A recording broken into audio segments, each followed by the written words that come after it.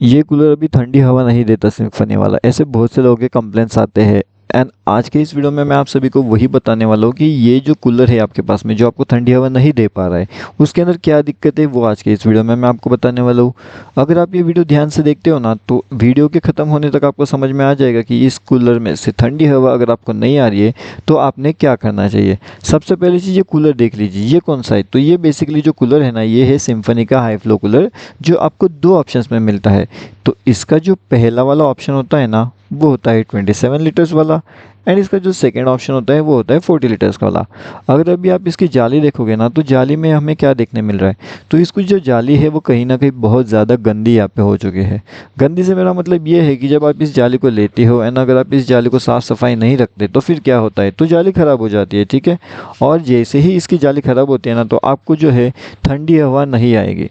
अब वही चीज़ मतलब ये जाली को किस तरीके से निकालते हैं, इसे पूरी तरीके से किस तरीके से क्लीन करते हैं, वो आज की इस वीडियो में मैं आपको बताने वाला हूँ। तो कुछ इस तरीके से फोरहेड का जो स्क्रू ड्राइवर होता है ना, वो आपको लेना होता है एंड इस जाली को सबसे पहले तो आपको रिमूव करना पड़ेगा। अभी क्या जाली रिमूव करना एक डिफ़िकल्ट सा टास्क है या फिर ये आसानी से आप रिमूव कर सकते हो, तो देखिए इसका सिंपल सा जवाब है कि हाँ, आप इसे आसानी से रिमूव कर सकते हो। लेकिन जैसे मैं बता रहा हूँ कुछ उस तरीके से, अगर आप लोग देखोगे तो ऊपर की साइड से आपको थोड़ा सा इसे कुछ इस तरीके से पुश करना होता है। तो इसके लिए आपको बस एक स्क्रू ड्राइवर नहीं बल्कि आपको 2 से 3 स्क्रू ड्राइवर आपके साथ में होने चाहिए, या फिर कोई एक ऐसी चीज़ आपके साथ में होनी चाहिए जिससे आप इसके अंदर हैंग करके हुए उसे बस एक सपोर्ट की तरह से यूज़ कर सकते हो। अब मैं आपको इसको ओपन करके दिखाता हूँ एंड मैं आपको ये समझाने की कोशिश करता हूँ कि आप इसे किस तरीके से जो है ओपन करते हुए इसमें से जो है इसकी पूरी गंदगी साफ़ कर सकते हो एंड आपका जो कूलर है वो पहली तरीके से नॉर्मल सा चलना शुरू कर सकता है। ठीक है, तो अभी हम लोग पूरा डिटेल में बात करते हैं इसके लिए। तो ये देखिए, ये जो जाली है अभी मैंने निकाल लिया। मैंने कैसी जाली निकाली, तो साइड से जो स्क्रू ड्राइवर होते हैं बस वो स्क्रूज़ को मैंने रिमूव कर लिया है यूजिंग द स्क्रू ड्राइवर। ठीक है, और उसके बाद में यहाँ पे अंदर कुछ इस तरीके से जाली आती है। अब बहुत से लोगों का क्वेश्चन तो यही होता है कि आपने तो ये जाली निकाल ली, लेकिन ये जो अंदर की जाली होती है ना, इससे हम कैसे निकालें, यहाँ पे तो कोई स्क्रू ड्राइवर नहीं दिखता। तो आपका जो क्वेश्चन है ना वो बिल्कुल सही है कि यहाँ पे हमें कोई स्क्रू ड्राइवर नहीं दिखता, लेकिन हमें इसे रिमूव कैसे करना है।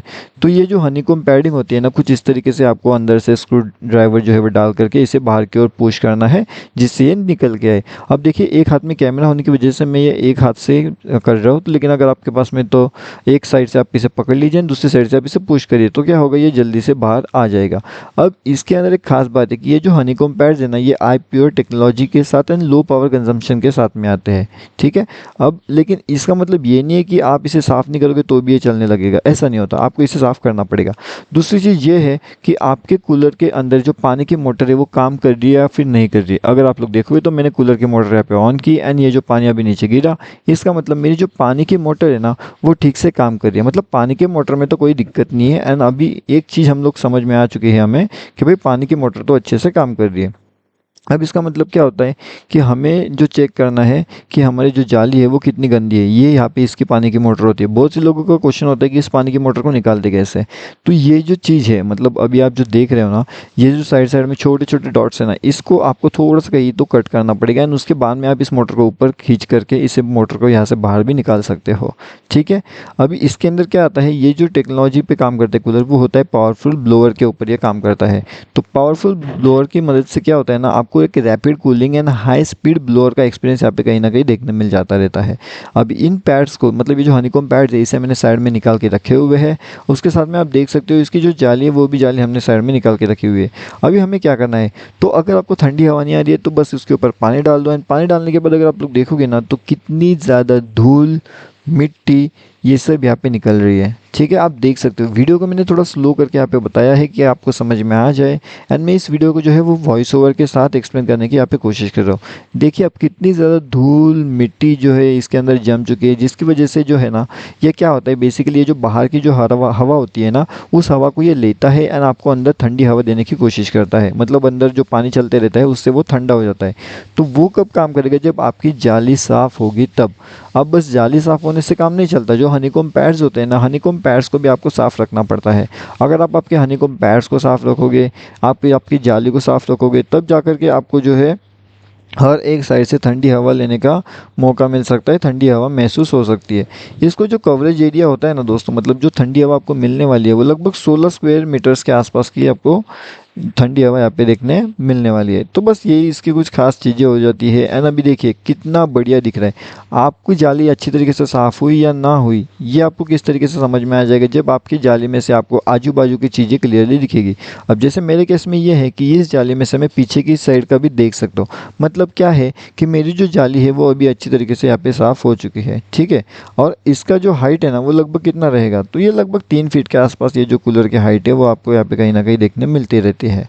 एंड ओवरऑल बहुत से लोगों ने इसे परचेज़ किया है। बहुत से लोगों का क्वेश्चन है कि ये तो बहुत बढ़िया है, एक रूम के लिए तो बहुत काफ़ी अच्छी तरीके से काम कर जाता है। एंड मेरी रूम भी काफ़ी बढ़िया तरीके से ये ठंडा कर देता है।